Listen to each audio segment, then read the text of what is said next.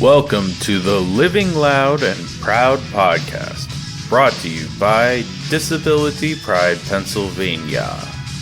If you need a link to the transcript for this episode, please visit our accessible website at www.disabilitypridepa.org/podcast. And now, here is your host.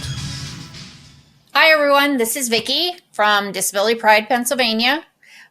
I'm so happy to have everybody here for the Living Loud and Proud podcast today. And I'm excited because I get to speak with my friend, fellow advocate, and now president of Disability Pride, Pennsylvania, Izzy Kaufman. Hi, Izzy. Hi, thanks for having me. Of course, this is so much fun. So I am going to get started. We have lots of questions. The two of us, I think, could talk forever. So we're gonna. I'm gonna kick it off with just asking you to tell us a little bit about yourself. Yeah, happy to. I am excited that I'm even on a podcast. I've never been on a podcast before, so this is my first time. Well, welcome. So yeah, thank you. And I also wanted to say thanks to Disability Pride Pennsylvania and to the board for believing in me and voting me as president. Woo-woo! I voted in as president last month. Yes. And I'm still new. I'm still working out my role, but I'm having so much fun. And it's been a long road actually getting to this point. And I'm like super honored to continue this journey and support Disability Pride Pennsylvania and all that we're doing. Awesome. And I'm really psyched about this podcast because I think for a long time we've had so many different ideas and concepts and interest and like the intersectionality of disability with so many other topics. It just lets me know like there's interest and we should just keep going and educating people and showing them all different sides of disability and disability pride. Of course, having fun. Yeah, exactly. So a little bit about me. I live in Philadelphia, of course. I've been living in Philadelphia for quite some time now, maybe like 8 or 9 years. It's wild that the time went by so fast. I am a part-time wheelchair user, and I am almost in my mid-30s, actually. I'm almost at 35. So I'm like, oh my God, where'd the time go? Right now, I live in Germantown. It's a section of Philadelphia that's really historic.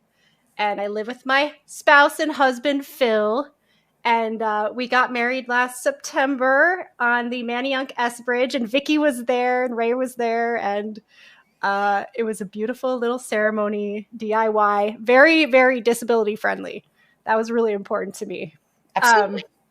Yeah. And Phil and I just spend time together. We love, we are currently obsessed with orchid flowers actually right now. And we went to the Philadelphia Flower Show with the tickets that you gave me. And we saw so many orchids and we were like, you know what? We need to have more. We need to get more. We have little babies. So I'm like meticulously taking care of these orchids and they're just, they bring me life and happiness when I'm like, I wake up in the morning and I look at them and they change shape and form a lot and over the course of the year. So it kind of reminds me of like the adaptations that people with disabilities have to do to simply just exist in the world. So I don't know. I see it as a metaphor, and just when my plants are happy, I'm happy too. That's very cool. Yeah, that's very cool. And I look back, and I think I've been living in Philadelphia since 2015, which was like prior to the Trump time, prior to COVID. So I've seen Philadelphia in both like ends. But I originally grew up in Portchester, New York with my twin brother, Mike, and my mom and my dad. And I was always thinking growing up that I was just going to live in New York and that was it. Like I was just going to be in New York all the time.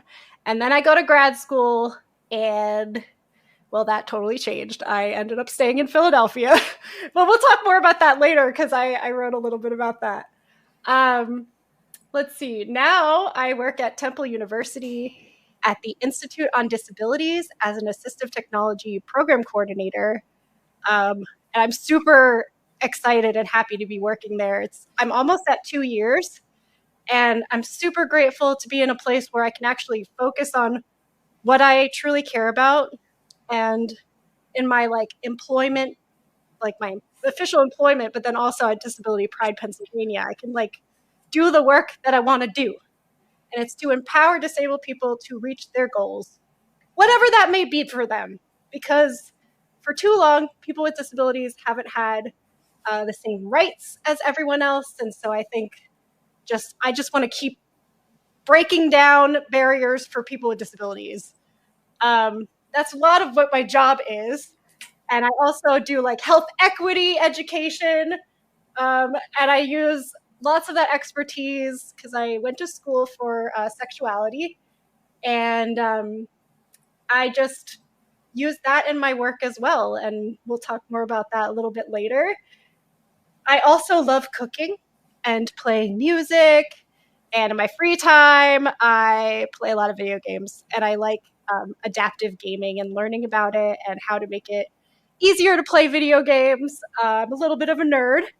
And then I was going to I love animals, and your cat Damien, every time I go over, he just gives me all the serotonin I need. He's just a little snuggle bug, a little ham. And yeah, that's just me. I fall in love with all the cats that I meet, all the dogs that I meet. And eventually Because you're a maybe I'll have my own. Exactly. Yeah. And I think they can sense it in me, I think. Yeah, of course. You have that nurturing, laid back kind of feel, and those are the folks that they tend to gravitate towards. Yes. All right. So do you remember how we met?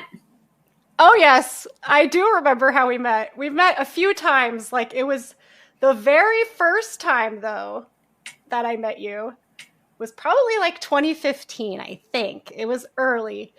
And I was going to class at Widener. So I was at graduate school and I was in a disability and sexuality class because I really wanted to see what it was all about. And I almost was looking at the class very critically. And because I was already learning a lot about disability identity before that. But that class was kind of the catalyst for me to be okay, I'm disabled. I'm going to just accept this. This is awesome. And I met one of my good friends who had presented in that class, and it changed my life. So during that class, it actually happened to be the weekend of Disability Pride Philly.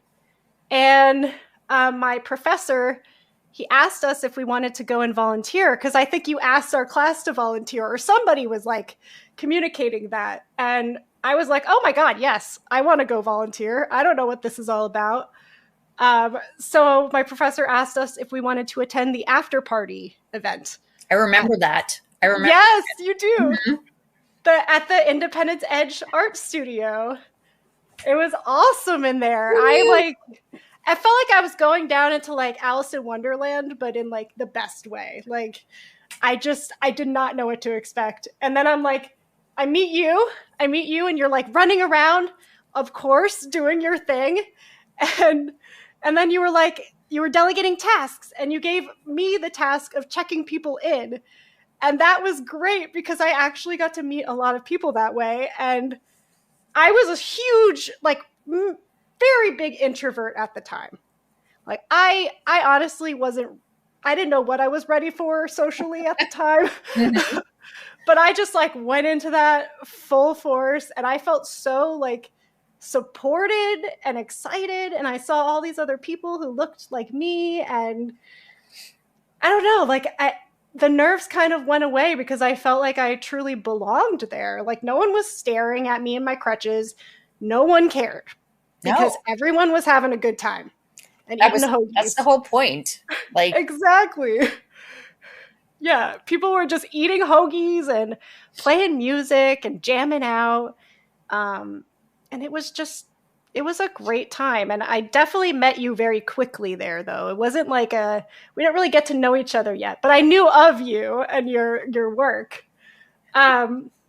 So yeah, I truly felt like I belonged there, and it was a beautiful turning point for me in my disability journey. I'm so Truly, happy. Like you know me, and most people know who have seen me at an event know that I am like this crazy, wandering around, chaotic person. Because for me, the goal is to make sure everybody's having fun and nobody sees anything that might be going wrong.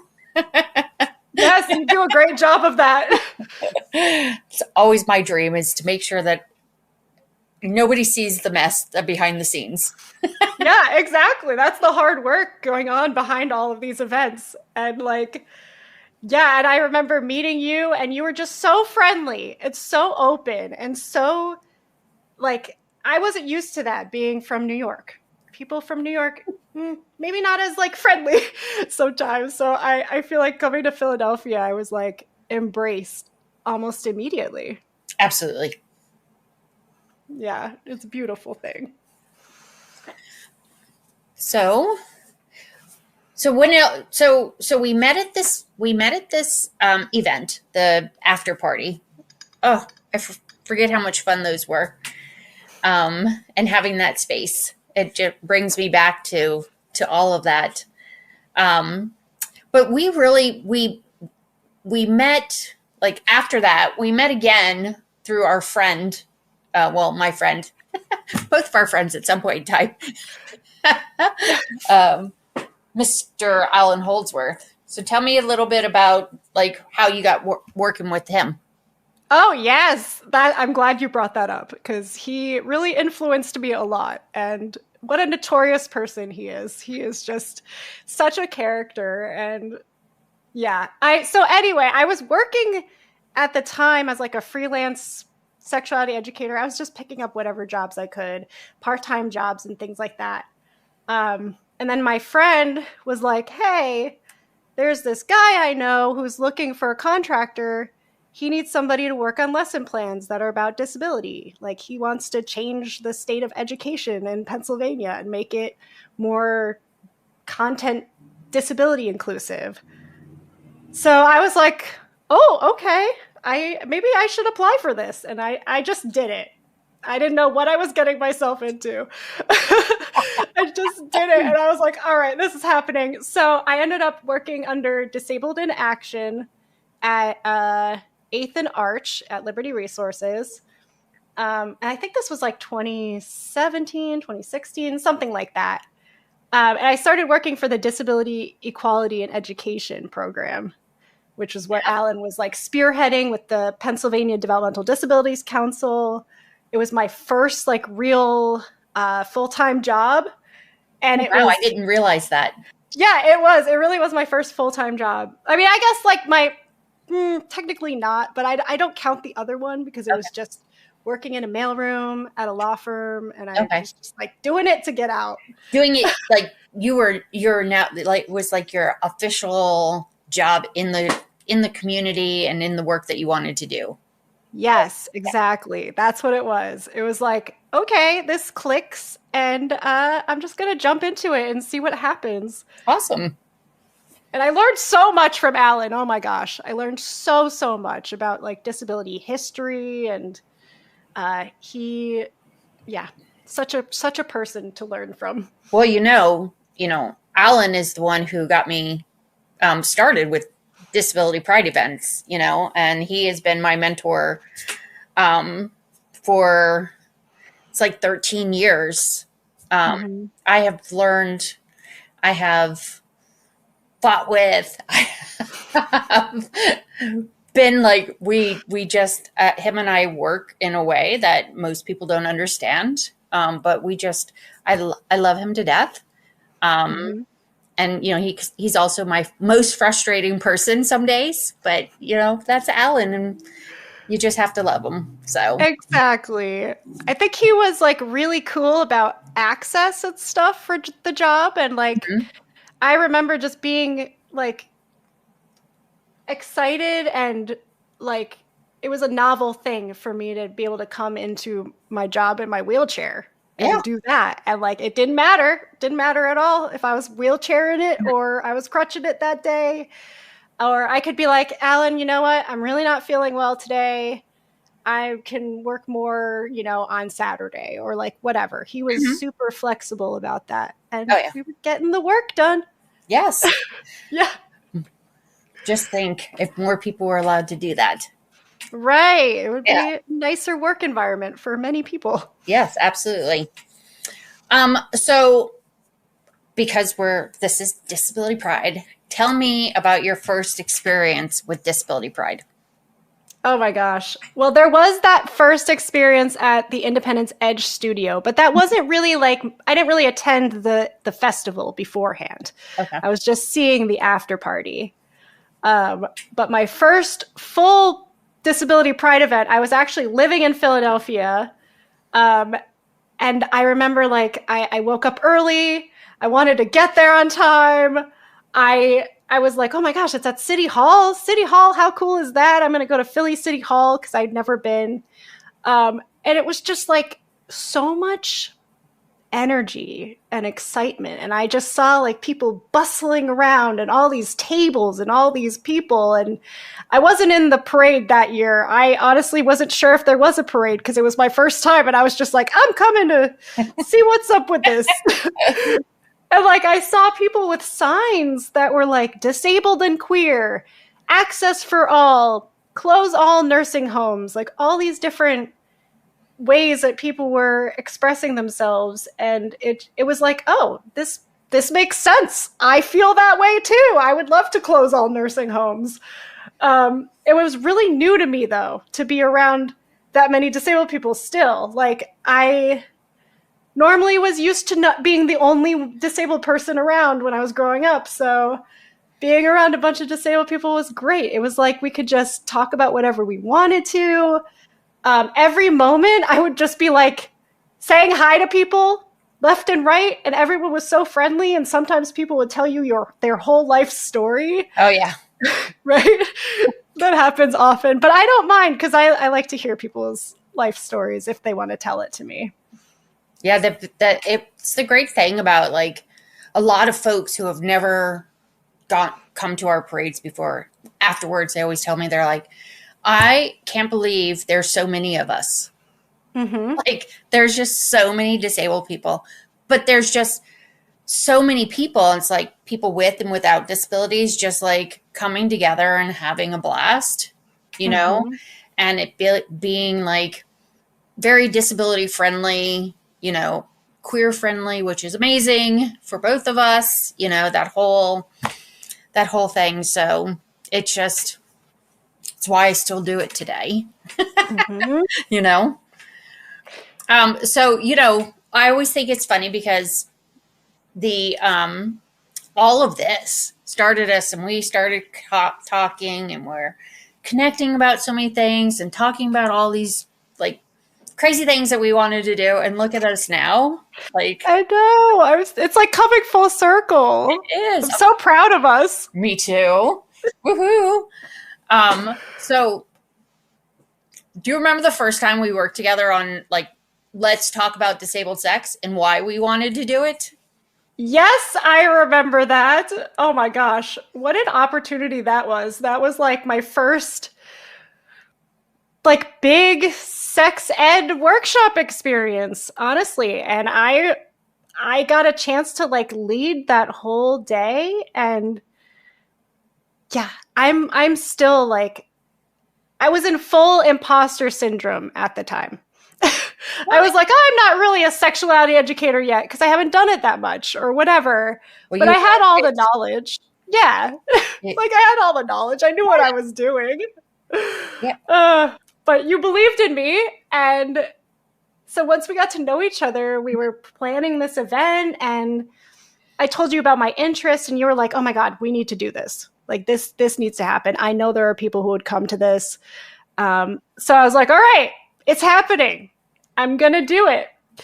So we ended up choosing to do it on February 14th because Valentine's Day. And that totally makes sense. Why not? Yeah, but why we also decided that?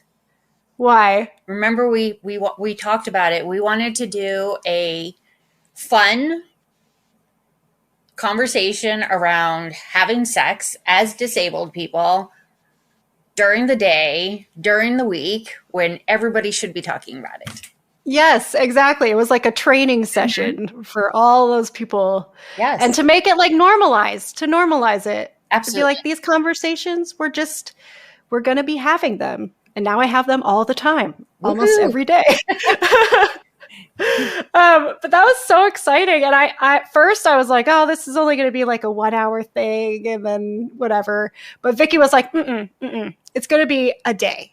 And I love that you said that. I was like, all right, we're making it happen. And it was a great success. You brought all of these resources. We brought all of these people together too. Like we were working with people from Temple University at the Institute on Disabilities. We were working with Liberty Resources and sex educators who worked there, and people from Sexploratorium in Philadelphia. So it was like all these different people came together, and you showed me that you can organize people and get them to do some amazing things. And we like work together so well as a team. Oh, so absolutely. That was very exciting, that one. I think about it a lot because it was definitely before the pandemic. Yes. Yeah. And we're still doing this 7 years later. Mm-hmm. You know, in different ways, but we're still doing it. And look, I mean, think about it. You were a part of an international conversation talking about like what we did, like what we were doing. Oh my gosh, yes, the Zero Project. That was really cool. That was like a few years ago. Mm-hmm. Oh, speaking of, this is like a little bit of a tangent, but the other day at work, I had to write something called a bio sketch for the first time. And I didn't know what that was when I heard the term. It's like a type of bio that researchers do. It's very academic. It's very dry. But like, as I was writing mine, though, I was like, oh my gosh, like, look at all this stuff I've been able to accomplish. And I just like, it was cool to kind of list things out and actually see it because I'm not super organized. I know I should be. That's okay. I try, but just having to like list out all of the workshops we've done and everything like that was just so cool. It was like a full circle moment for me again. That's funny because Connie, one of our staff members, is always like, Vicki, you should be constantly updating your resume with all of these things on here. When people want to find out more about you or people want to see what you're doing, or so I actually she is constantly updating it. Like she's like, add this to it. So I now like really like look at what my span of work is, and it's crazy to think about where I came from and now what I've done. It's absolutely, sometimes it's overwhelming to think of how much, but also exciting about how I started with Alan, like making signs, for the parade, like how that all like sparked all of this stuff that I'm doing 13 years later. Right. It's awesome how it all comes together. And actually, from that first Let's Talk About Disabled Sex, I learned something very, very important, which for a sex educator, I needed that experience. I had to learn that to tell people specifically that I am not your sex therapist. Yes. I am only a sex educator. Like, yes, I can provide all this information. I know a lot, but I'm not your personal therapist. Yes. So I realized people were like telling me things that were super private, like super intense at that workshop. So I learned like,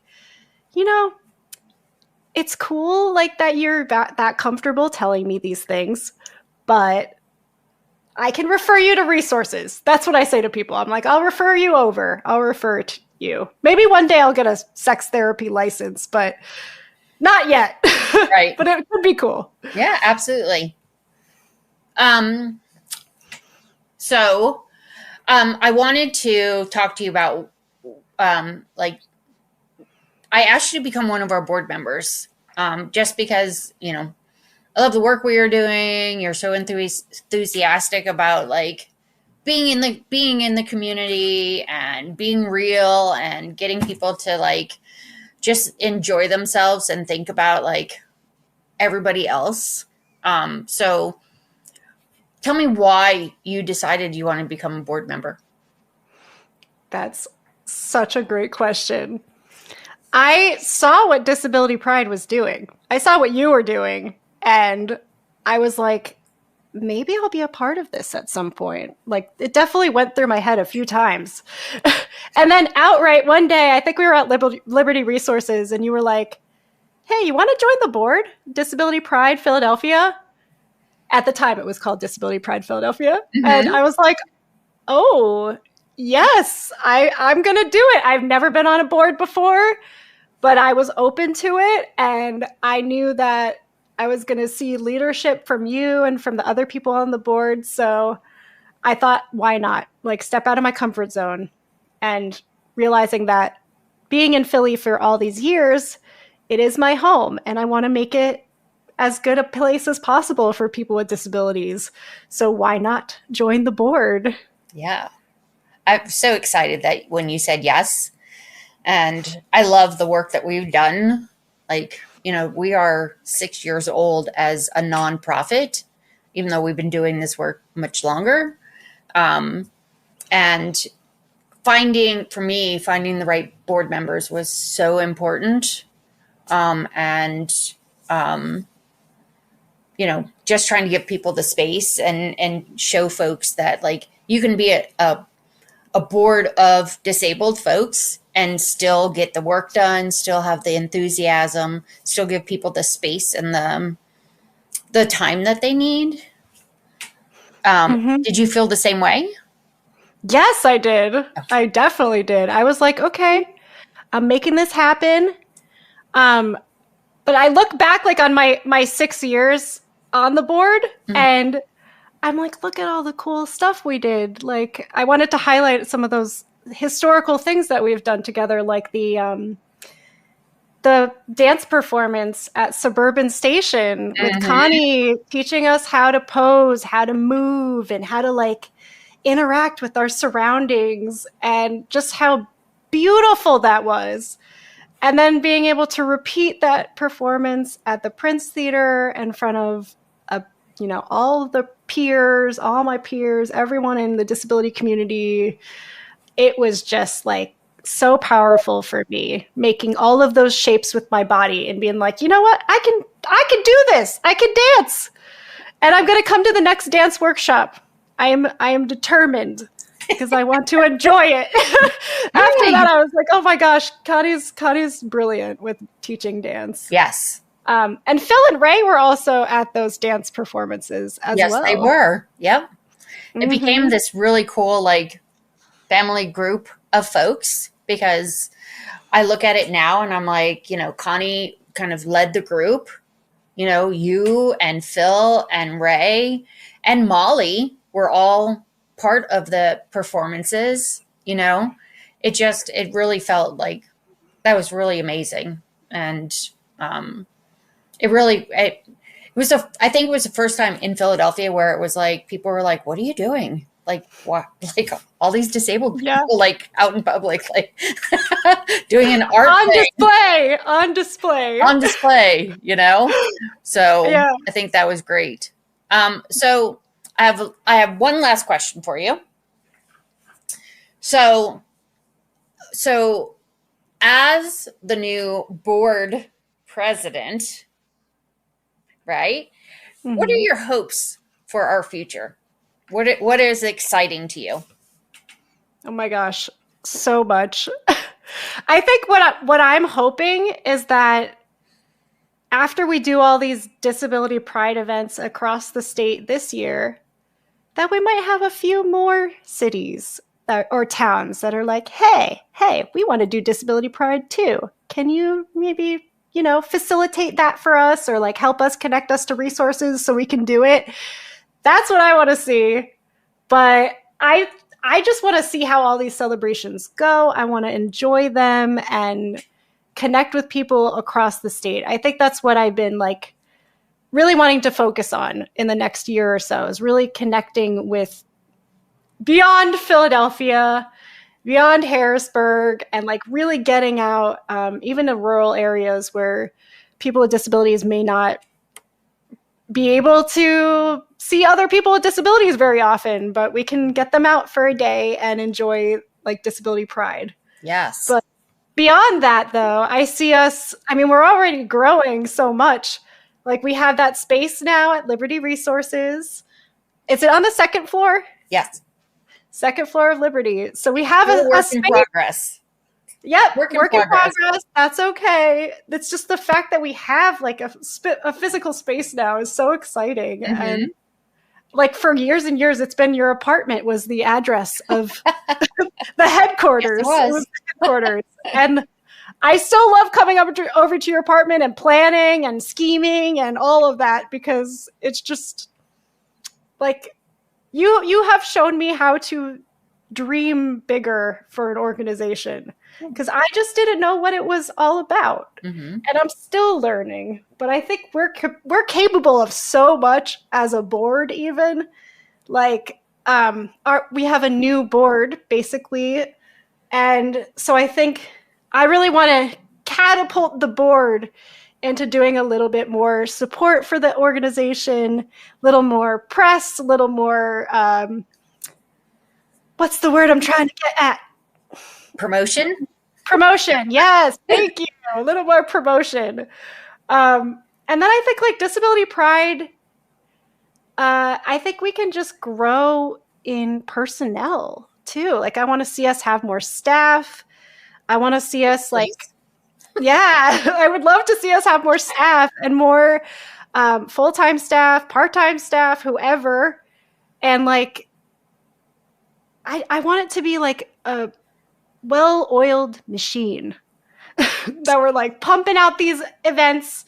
And yeah, there's probably going to be hiccups because it's events. That's just how it is. Like, mm-hmm. But we work through it. We adapt because we're people with disabilities, and we kind of have to do that every single day. Right. But I think I'm just really excited about what we've already done. And I think just doing more and just reaching more people is important, because I know there are still a lot of people with disabilities who are socially isolated, maybe live in institutions and don't have a chance to get out as much. So continuing to offer some like virtual stuff along with our in-person stuff, that's definitely important to me, because I want to make sure we can reach everybody who might want to enjoy it. Yeah, I think that's why,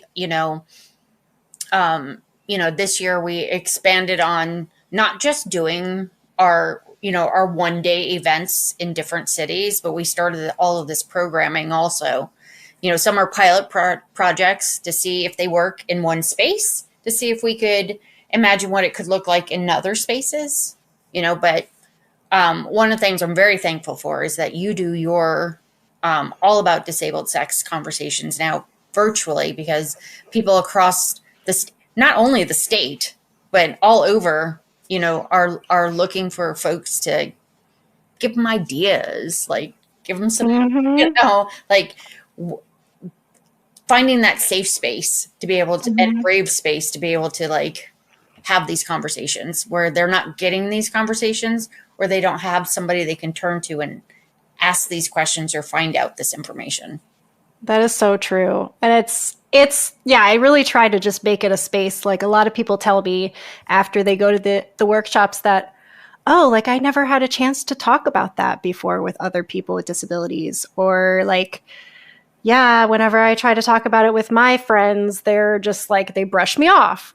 So yeah, it's an important space beyond just the sex education part of things. I think it's just a collective community space and experience. Yeah, absolutely. Well, thank you so much, Izzy, for talking with me today.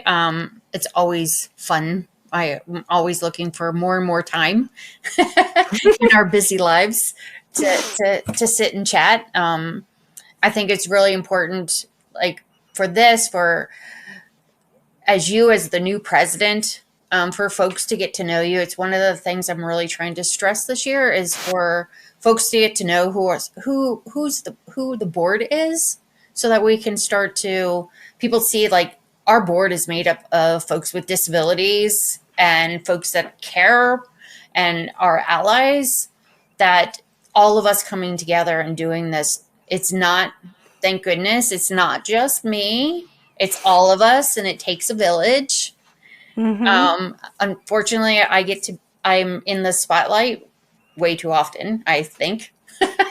But it's a space where I'm hoping over the next year or so to start to grow out that. And I'm not the person on stage, because we're going to start hiring new staff, hiring young folks who are interested, finding those folks in the community who really want to be a part of Disability Pride and can I'm like, please have at it, be on stage, do it for me, because it's the part that I hate the most, but you do a great job at it, though. No one would know. No one would know that's how you feel. Well, I'll tell you, there was a time where Chuck was just like, you have to do it. Like, it would give me no choice. It's just like, you're just going to do it and you're going to be fine. And I still have such anxiety about it every time. But I get through it now, because I just have to remember to I'm talking to my friends, which is what I'm doing. Exactly. And I can take over sometimes now. Yes, please. Thank you. So, all right. So before we go, I wanted to make sure that we actually, I told everybody what is coming up on the calendars this year. So grab your calendar or your phone or however else you put your dates in. It's really exciting. In April, we're actually going to be having having 2 inclusive dance workshops. We have a accessible birding event that's happening on April 14th in conjunction with our friends at Artreach and the Pennsylvania Center for Adapted Sports and the Schuylkill Center for Educational Learning. We're having this really great adventure outside, but also learning about this bird art exhibit. Sorry if I cannot remember the name of it, and I apologize for that. And then the following weekend, we're getting out on the circuit trail and celebrating Circuit Trail Day. And then, of course, we have May 1st. It's super important. Make sure everybody gets on our website. Make sure that you register. It's going to be a humongous day. It is Disability Pride Day at the Capitol. We are asking folks, come in, main rotunda, 9 o'clock in the morning.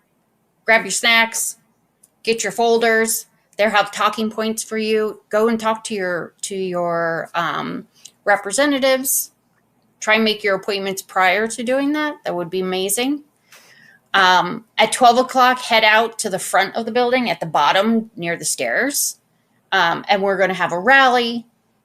1 o'clock, we're doing a press conference to say why we're out here, what we're doing. And then we are going to stage our very own Capitol crawl up the 3 flights of Harrisburg steps to get into the Capitol building, with the ask for Governor Shapiro to make the front entrance accessible for all Pennsylvanians. Because really, disabled folks are the only ones now that have to go into the back door, which is, I think, that is so true. Mm-hmm. I think it's a huge problem. And so I'm really excited about that. And then get on our website. You're going to find out about our new events in Pittston. We're doing it again in Lehigh Valley on July 20th. Oh, Pittston is June 22nd. Lehigh Valley is in July on the 20th. Williamsport, we're going out to celebrate, doing a celebration on August 10th. We are back in Pittsburgh for Disability Pride Pittsburgh on August 24th. And then, of course, the culmination of our event season is Disability Pride Philly on the Parkway on September 7th. Bigger and better than last year. So I hope everybody comes out and enjoys as much as they possibly can. Today, I want to thank Highmark Hole Care for supporting this and being our sponsor. They do an amazing job to support our mission all year long. So we want to make sure that we're giving them a shout out. Make sure you check them out at the tables at our events. And thank you, everyone, for showing up today, listening to our podcast. We're really excited. We've got lots of fun stuff coming up. So make sure that you stay in touch, and we will talk to you all very soon. Please visit our accessible website at www.disabilitypridepa.org. You can find us on social media at Disability Pride PA on Facebook, Instagram, and TikTok.